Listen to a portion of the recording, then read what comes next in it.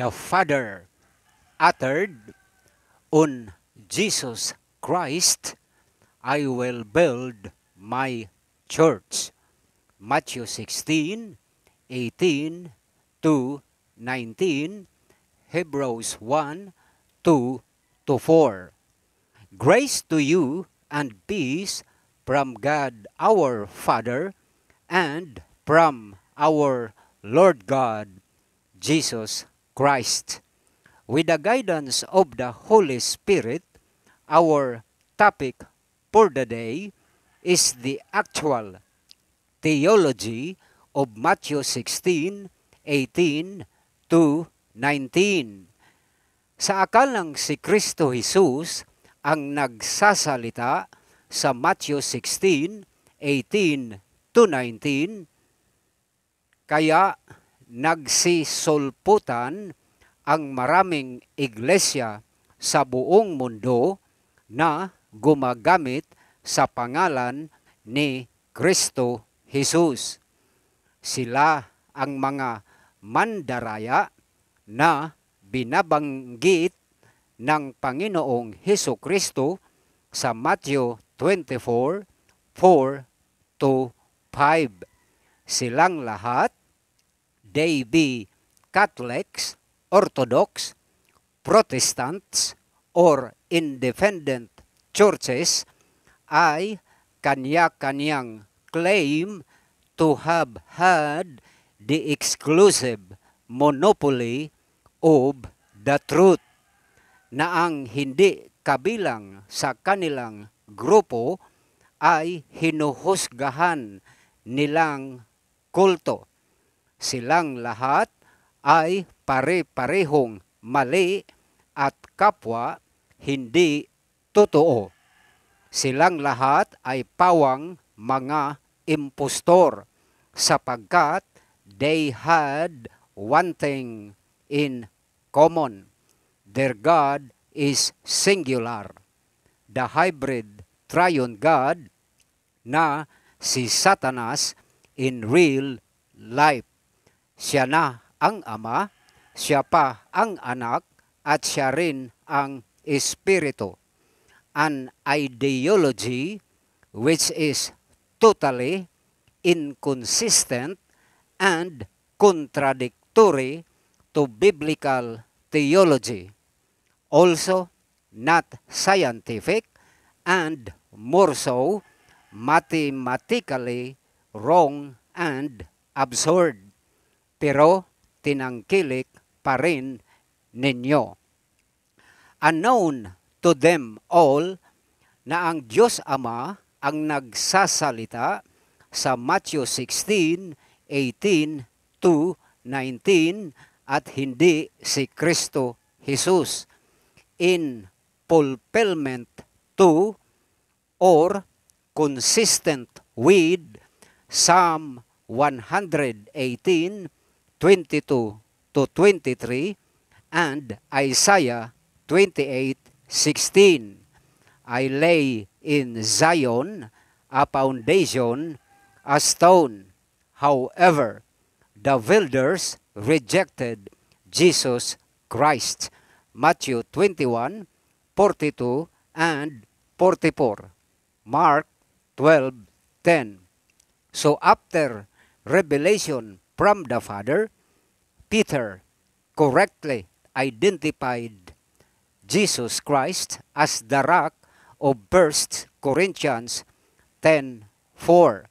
And immediately thereafter, at that critical juncture, after Peter had properly identified Jesus Christ as the stone of Psalm 118:22-23 and Isaiah 28:16, at matapos sabihin ni Kristo Jesus kay Pedro na isa ka ring bato, Pedro, out of the blue, umiksina na nga ang Diyos Ama at nakisali nga sa usapan nila ni Kristo Jesus at ng mga apostol, and categorically said to Peter in particular, "Upon this rock," which literally is on Jesus Christ, "I will build my church, and Satan will not prevail against him." Iyan ang actual na theology ng Matthew 16:18 to 19. Hindi ito alam ng inyong church o relihiyon dahil ne-reverse na nga totally ng mag-amang Diyos ang kaligtasan at inalis na nga sa kanila ang kaligtasan. 2 Corinthians 6:17 to 18, Revelation 18:4, Matthew 22:1 to 10, Luke 14:16 to 24.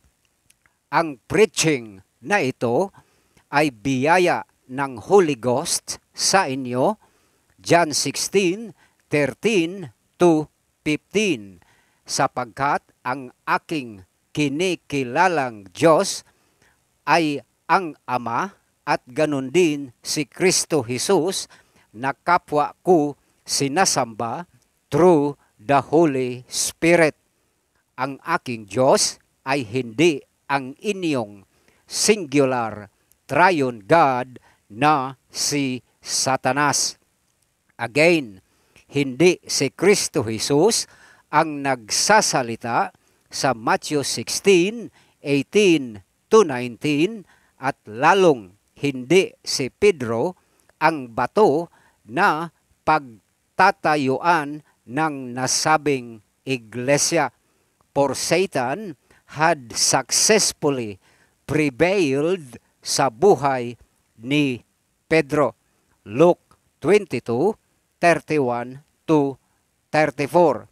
Ang Diyos Ama ang mismong nagwika ng Matthew 16:18 to 19, informing Peter na sa kay Kristo Jesus ay itatayo ng Ama sa mismong katauhan ni Kristo Jesus ang kaniyang iglesia.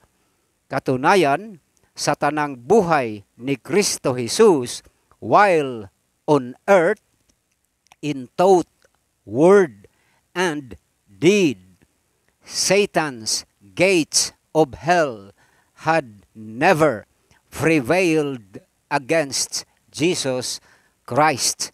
2 Corinthians 5:21. Jesus Christ was no greater than but just the head of that so-called church. Ephesians 5:23.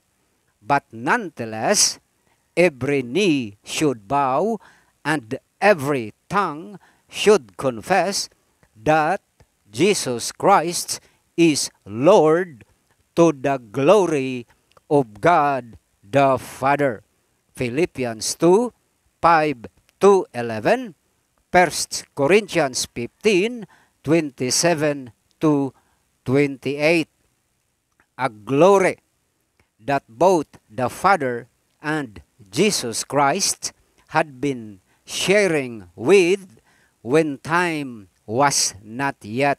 John 17:5, Proverbs 8:22 to 31.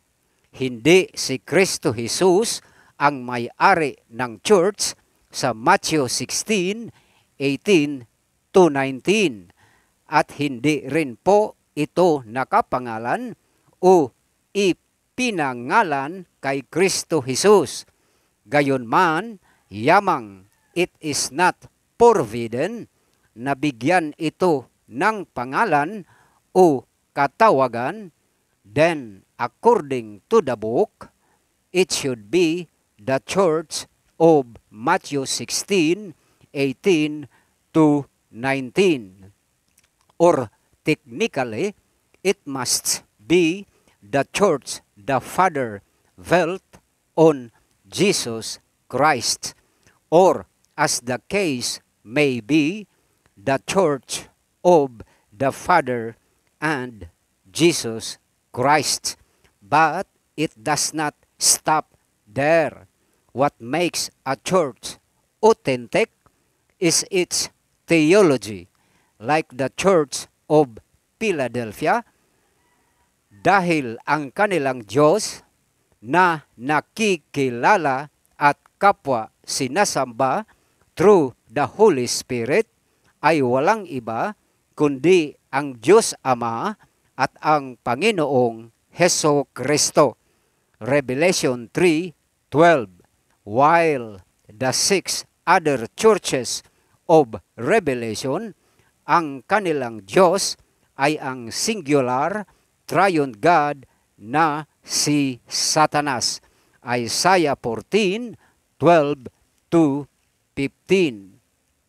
During the Old Testament, the Father, through Jesus Christ, the former Yahweh, ay sa tao iniatang ang kaligtasan.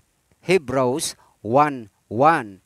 But at the end of the day, Moses failed. John 7:19. Kaya never again na sa tao muli iaatang ang kaligtasan. Kaya nga imposible na sabihin ng Ama o ni Kristo Jesus man na, Pedro, sa iyo ko itatayo ang aking iglesia. Hay nako, ano pang paliwanag ang kakailanganin ninyo para maintindihan ninyo at matanggap ang gospel of the kingdom, the everlasting gospel. Kaya nga, ni-revise na ng mag-amang Diyos ang kaligtasan. Hebrews 8:7-13. Ano pat ang mag-amang Diyos na mismo ang hands-on to save humanity to fulfill Psalm 46:9. Compare Matthew 3:17.